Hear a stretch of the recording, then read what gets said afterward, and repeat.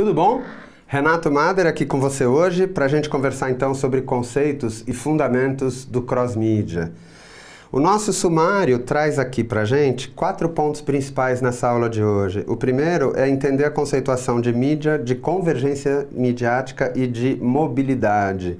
Eles são fundamentais para entender toda a estrutura. E aí, a partir daí, a gente traz 3 outros fundamentos que ajudam a gente a poder planejar e estruturar ações de cross-mídia. A primeira é a transformação dos 4 P's do marketing para 4 E's em termos de geração de valor de conteúdo. Isso é fundamental. Depois a gente fala também dos 4 tipos de presença digital que a empresa pode vir a ter dentro da web, dentro do universo digital.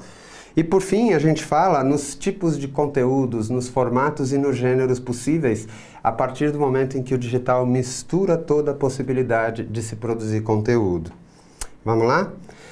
Então a gente inicia com mídia, convergência e mobilidade.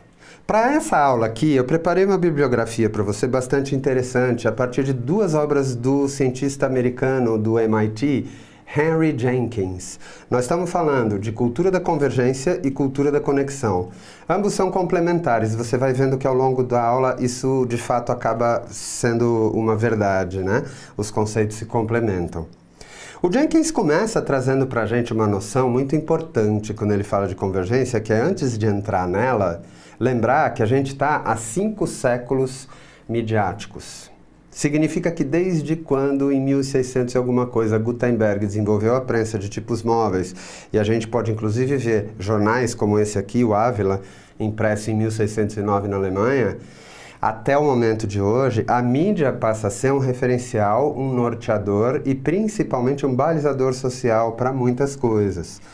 De 1609 até o início do século XX, praticamente, a gente teve a mídia impressa dominando toda a indústria da comunicação e mais, né, sendo a única mídia vigente de uma forma legítima, oficial, percebida e reconhecida como tal. Quando chega o século XX, vem um desenvolvimento tecnológico midiático mais interessante. E além da mídia impressa, a gente passa também a ter a mídia eletrônica, através do rádio e da televisão. Tanto o rádio quanto a televisão mudam a nossa maneira de consumir mídia e mudam a nossa maneira, inclusive, de fazer uso dela ao longo do dia, né? O rádio você não tem a necessidade de ler, inclusive, então você pode fazer outras coisas enquanto ele está ali acompanhando, né, o movimento. Essa é uma outra característica, a mídia passa a fazer parte do teu dia, do teu momento, né? Muito bom. Aí a gente pula para o século XXI, onde a gente percebe literalmente um restart, né, midiático a partir da chegada da internet. A internet chegou no final dos anos 90 do século XX, então o século XXI já entra conectado. E quando o século XXI entra conectado, ele entra modificando todo o paradigma e toda a estrutura midiática que a gente tinha até então.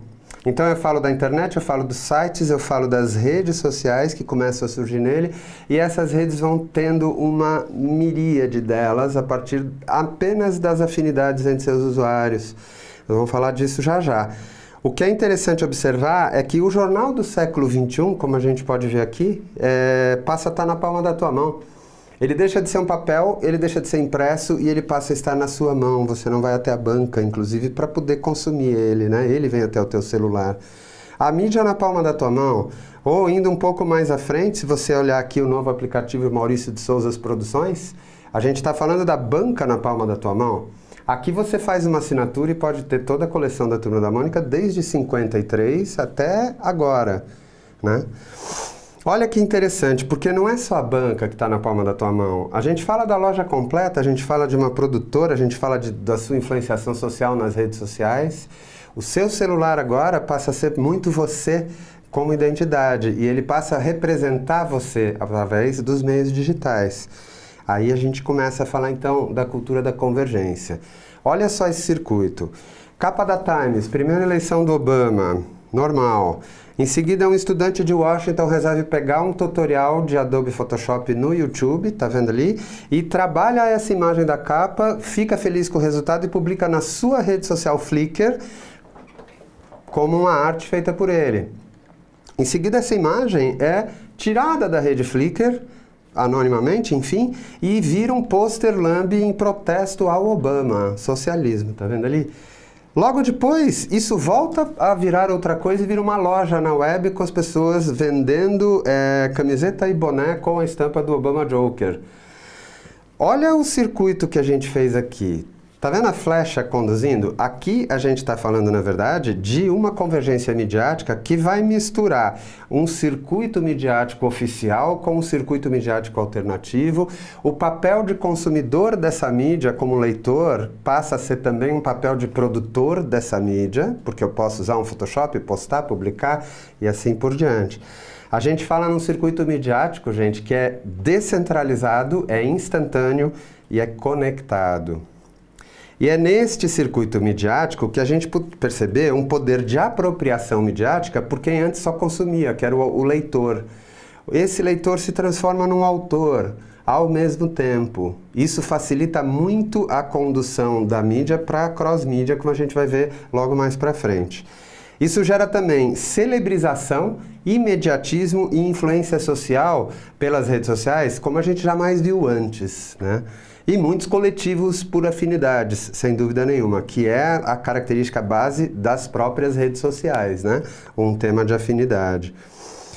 Daí a gente então começa a falar de mídia para social media, né? Já que a mídia social passa a ganhar esse destaque todo. E o que a gente tem para cair nessa mudança? Porque não é só o fato de eu estar no Facebook. Observa, quando eu falo em social media, eu falo numa mudança também de comportamento a partir da mídia. Mas a mídia traz então digital, alcance, acesso e resposta rápidas, como nunca o tivemos antes. Sabe o que isso significa? Que a gente tem uma mudança forte aí de paradigma. Olha só, até o final do século XX, você mandava carta para se comunicar com as pessoas. Não tinha telefone, né? Era complicado, enfim, tinha que ser carta. A carta demorava entre 4 a 35 dias, dependendo do destino onde ela tinha que chegar. No século XXI, uma mensagem de WhatsApp demora entre 5 a 60 segundos para chegar e ser percebida. E o que é pior, socialmente falando, a gente deixa o emissor da mensagem e o receptor dela vinculados pelo tempo real de resposta e de troca. Praticamente um vigiando o outro. Você viu, você leu e você não me respondeu, por quê? Né? Aí a gente começa a falar de uma outra característica também, que é uma questão de ansiedade midiática. Afinal, eu sei que você leu, respondeu, por que não me deu, né? Entra uma outra relação social forte aí também. Que leva a gente para o mídia. Eu sou a mídia. Então, eu conectado, olha só, eu posso produzir a minha própria revista, jornal, TV, canal, diário, podcast, Instagram, tweets, posts, posso fazer uma live. É impressionante a condição produtora que qualquer pessoa tem a partir do momento em que está conectada nesta convergência digital toda, né? Isso leva a um comportamento social que é fazer parte, que é o tempo todo, hashtag agora, hashtag aqui, hashtag já passou e eu perdi. Isso gera alguns receios. Por exemplo, quando a gente fala desse comportamento social, você conhece essa imagem? A gente fala de uma urgência, né? Que é a urgência de mostrar para você, por exemplo, quem é Eugênio o Ovo. Você já deve ter ouvido falar dele. No início de 2019, agora janeiro, o que aconteceu? Eles publicaram essa foto do ovo no Instagram e convidaram as pessoas a ajudar a bater o recorde mundial de foto mais curtida do Instagram. Até então, com aquele Jenner, 18 milhões de curtidas. Em 9 dias, 52.824.595 curtidas. 9 dias. O mundo inteiro. Gente de todas as nacionalidades, idiomas, raças. Necessariamente eles bateram esse recorde em 9 dias. E, ao mesmo tempo, também geraram uma condição de 3.070.000 comentários, né? De fato, a internet parou nesse dia. Um ovo conseguiu trazer tudo isso. Um ovo, então, conseguiu falar em velocidade, em escala e mobilidade e conseguiu fazer com que mais de 50 milhões de pessoas parassem para curti-lo. Isso significa uma reconfiguração social. A gente não é só um consumidor da mídia, mas também não é só um produtor. Aquilo que a gente produz infere e afeta a sociedade como um todo. Isso também significa uma reconfiguração da identidade das pessoas, a partir do momento em que, quando você está online, você também está exercendo a sua identidade de forma virtual. E isso significa, por fim, então, uma reconfiguração do pertencimento. Por que do pertencimento? Necessariamente, se você está conectado, se você produz, se você está no jogo digital, você não vai poder se dar ao luxo de desligar, por exemplo, o seu telefone celular por 2 dias, porque você vai ficar fora do jogo. É daí que a gente começa a falar dessa demanda de pertencimento. A gente vai voltar nela muito quando a gente falar das estratégias, ok? Gente, independente do local e do dispositivo usado para o acesso, a gente tem uma conexão hoje intermitente, 24/7, com velocidade. Isso, na realidade, significa 3 contextos. Contexto midiático. Para o cross-mídia, a mídia então passa a ser múltipla. O mesmo aparelho que eu falo, eu gravo, eu fotografo, eu filmo, eu publico, eu assisto, eu compro, eu vendo e eu consumo. Muda o jogo do que eu posso fazer com a mídia. A gente fala do contexto social do cross-mídia, que são as formas instantâneas de interação a partir de valores e afinidades. Hashtag micromomentos, hashtag microtédio, hashtag microcelebridades. A gente aborda isso mais à frente. E o contexto comercial do cross-mídia. Geolocalização, tagueamento, cruzamento de dados que permite que a gente se comunique apenas com quem a gente precisa e no momento certo para fazer a experiência digital acontecer.